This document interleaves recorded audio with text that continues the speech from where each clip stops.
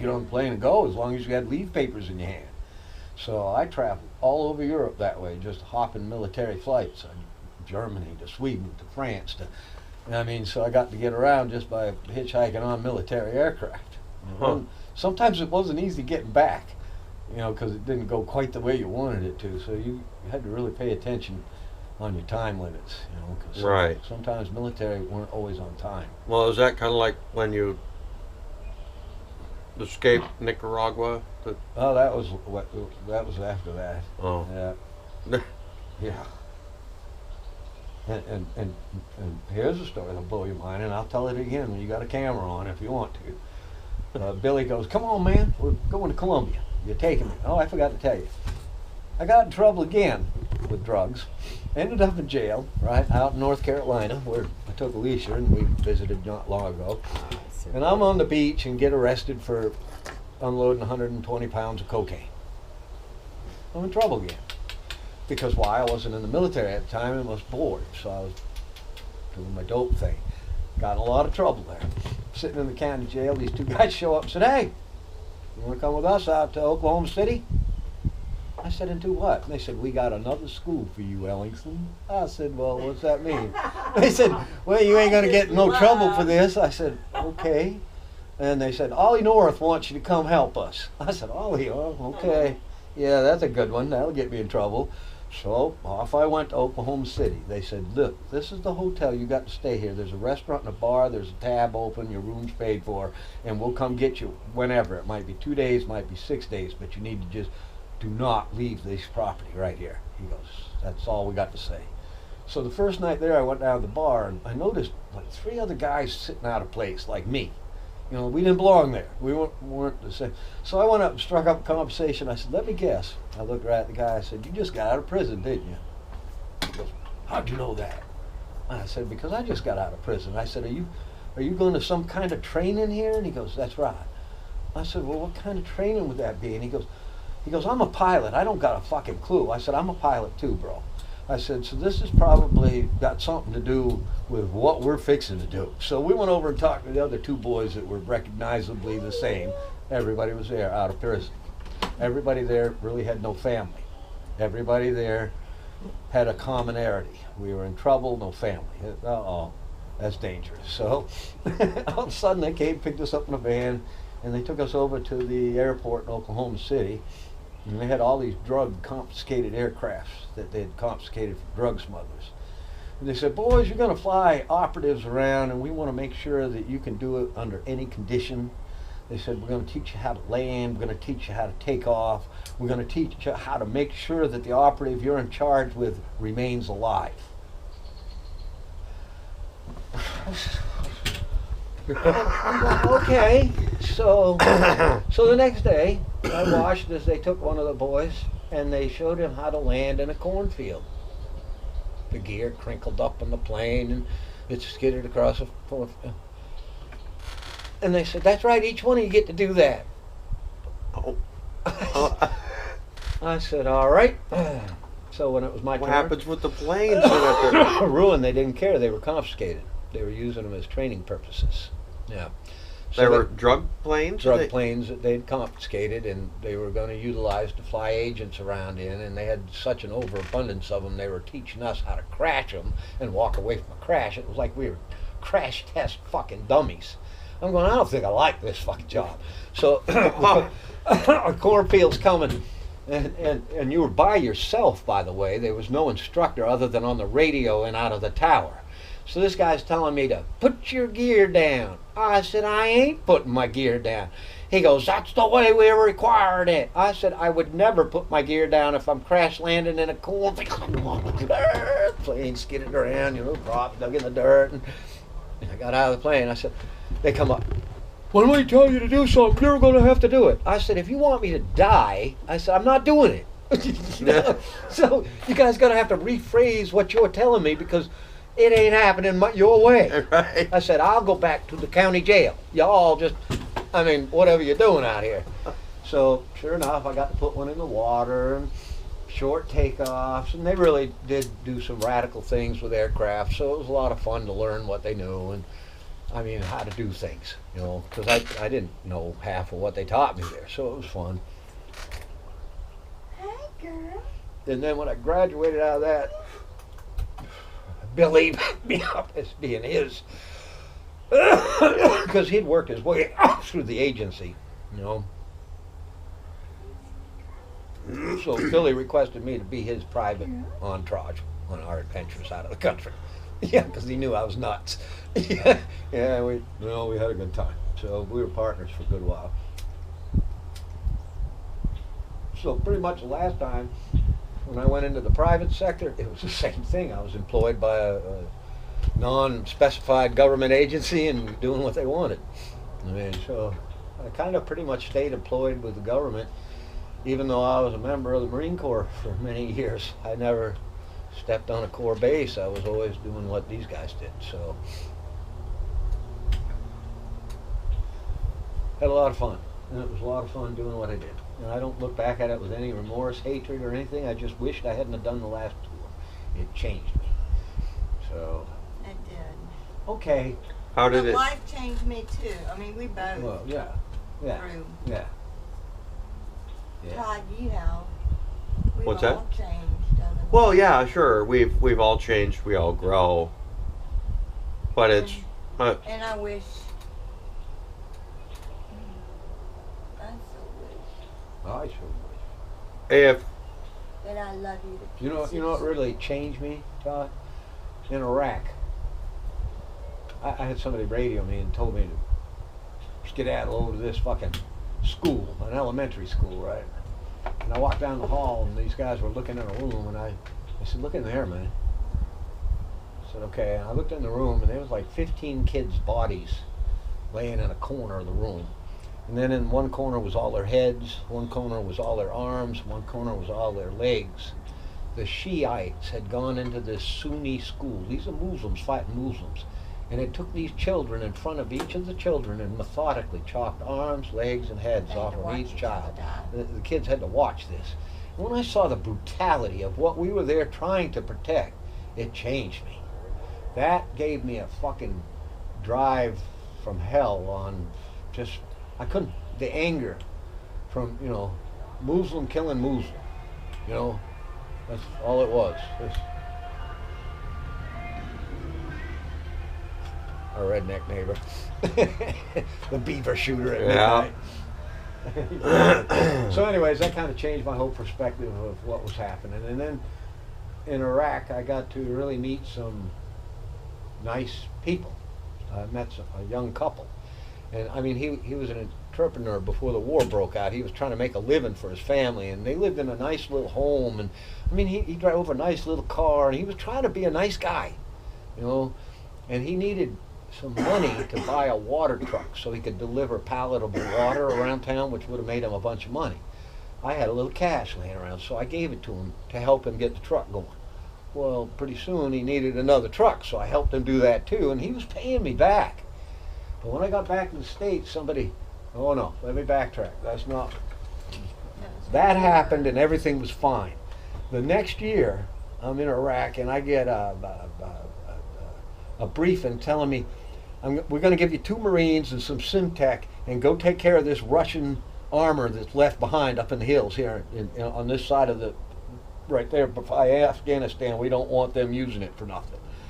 They had a satellite picture of 8 tracked vehicles that were at one time missile launchers, but the missiles were gone. So I said, okay, I'll go up there and blow it up, right? So we landed in the helicopter. The helicopter took off. Of course, we took defensive positions, not knowing who's seen us come in.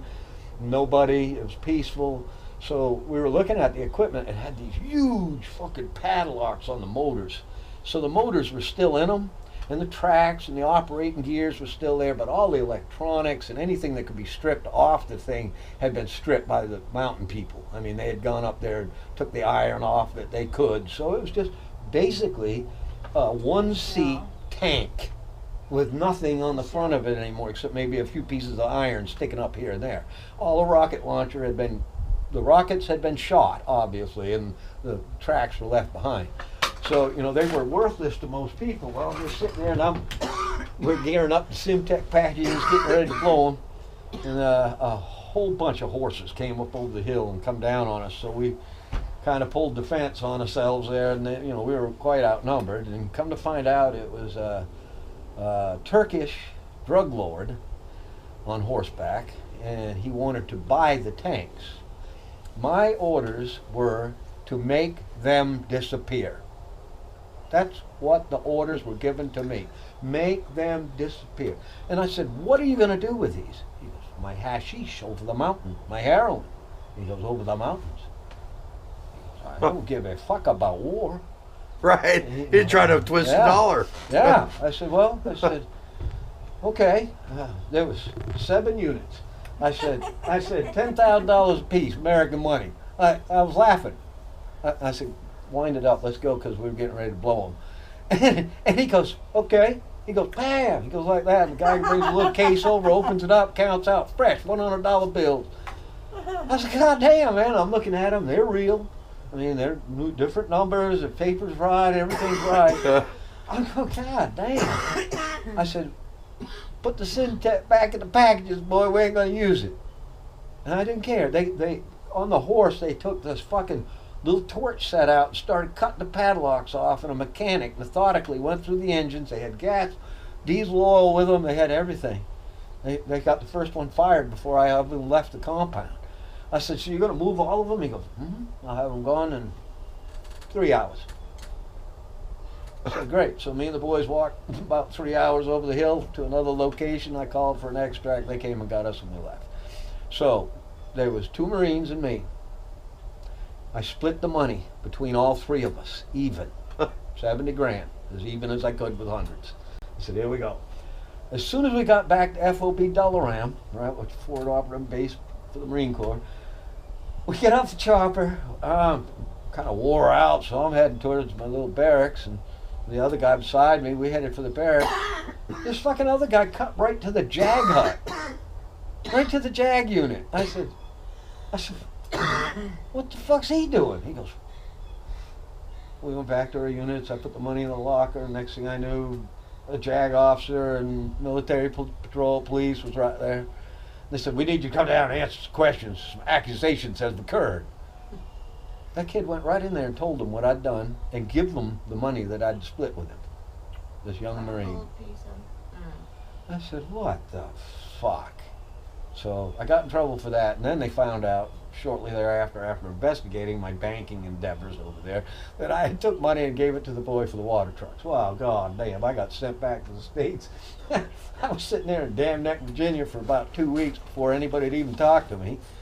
Finally they come up and they says, well, you're done. I said, I'm done what? They said, you're out. I said, cool. I got out the door and called it a day. You know, it wasn't like 3 years later I was banging by their request, wasn't mine. So I'm just saying that's the way they did it. Right. But my criminal record helped me get into places that they could have never sent any other operative. I mean, because fake papers have dead ends. You understand what I'm saying? Yeah. Real people, it's not a dead end. I really did that. I was really in the news. Yeah. I mean, it was really there. It wasn't just a piece of paper. So anybody that looked at my name and really dug just a second, oh yeah, that couldn't have been fake.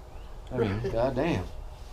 And then I got in trouble for threatening the judge because I was being charged with importation of 62,000 pounds of marijuana. And me and my partner, my best friend and things, we had both picked up the name Franchetti from our Italian friends. So I was Tony Franchetti and he was Randy Franchetti. Yeah, Randy. I said, that ain't Italian. He goes, okay, man, that's me. So me and him became the Franchetti. My mama was a Franchetti. Well, wait. So now we're down in Tampa Bay hanging out, and we're doing all kinds of gangster shit. And we became known as the Franchetti Brothers. So when we went to court, it was Franchetti Brothers on trial, this, that, everything else. So when we went to court, the judge was a joke. She was a bitch. She just didn't want to hear anything, nothing. I mean, she was just there, for the day.